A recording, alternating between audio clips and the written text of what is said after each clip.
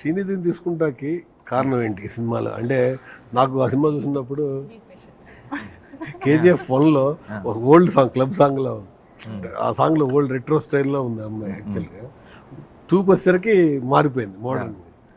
ఇప్పుడు ఈ సినిమా తీసుకుంటా కారణం అంటే ఈ సినిమా కంప్లీట్ ఐ థింక్ చాలా ముందు ఇప్పుడు కేజీఎఫ్ లాంటి సినిమాలో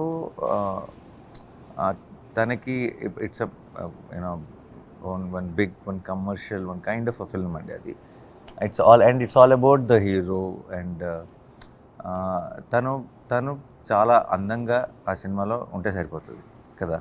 కానీ కొన్నిసార్లు మనిషిని కలిసినప్పుడు మనకి చాలా ఒక రిలేటబుల్ రోల్ కూడా ఇప్పుడు కేజీఎఫ్ లాంటిది ఒక ఇమాజినరీ వరల్డ్ అది. దాంట్లో ఎవరు రిలేటబుల్గా ఉండక్కర్లేదు. బట్ ఆ మనిషిలో ఆ రిలేటబిలిటీ ఉందా లేదా అని మనిషిని కలిసినప్పుడు తెలుస్తుంది.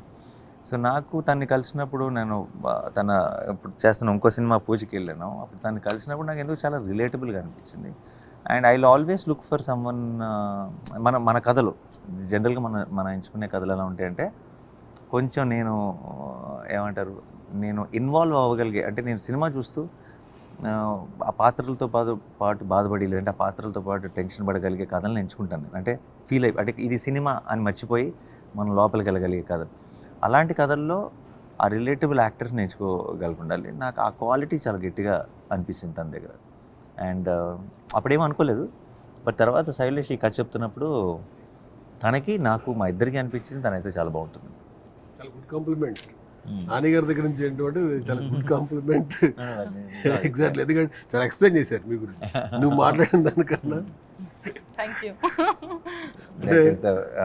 మామూలుగా కొడుతుంది ఇలా, ఈ ఆనందం వచ్చినా ఏం వచ్చినా సరే అలా పట్ మనం ఒకటి వేస్తుంది. బట్ ఇంటర్వ్యూ కాబట్టి కొంచెం బిహేవియర్